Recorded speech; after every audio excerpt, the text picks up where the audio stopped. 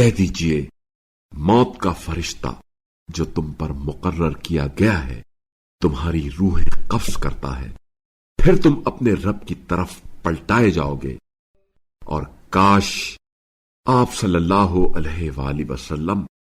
وہ وقت دیکھ لیتے جب کافر اپنے رب کے سامنے سر جھکائے ہوئے ہوں گے اور کہہ رہے ہوں گے، ہمارے پروردگار، ہم نے دیکھ لیا اور سن لیا، بس ہمیں ایک بار دنیا میں واپس بھیج دے تاکہ ہم نیک عمل بجا لائیں،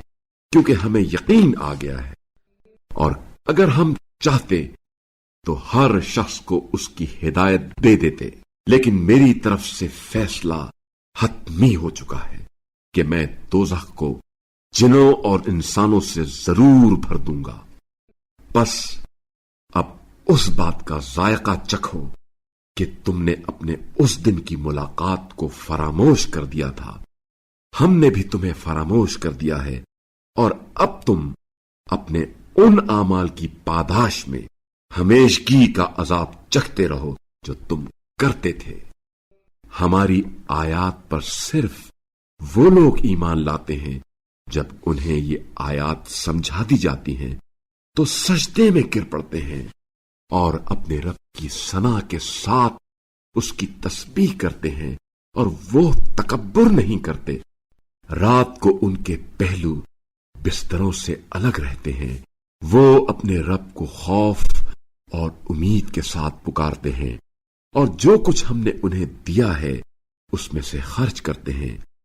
اور کوئی شخص نہیں جانتا کہ ان کے اعمال کے صلے میں ان کی آنکھوں کی ٹھنڈک کا کیا کیا سامان پردہ غیب میں موجود ہے۔ بھلا جو مومن ہو وہ فاسق کی طرح ہو سکتا ہے؟ یہ دونوں برابر نہیں ہو سکتے، مگر جو ایمان لائے اور نیک عمل کرتے رہے ان کے لیے جنتوں کی قیام گاہیں ہیں۔ یہ ضیافت ان اعمال کا صلہ ہے جو وہ انجام دیا کرتے تھے، لیکن جنہوں نے نافرمانی کی ان کی جائے باز گشت آتش ہے، جب بھی وہ اس سے نکلنا چاہیں گے اس میں لوٹا دیے جائیں گے، اور ان سے کہا جائے گا اس آتش کا عذاب چکھو جس کی تم تکذیب کرتے تھے۔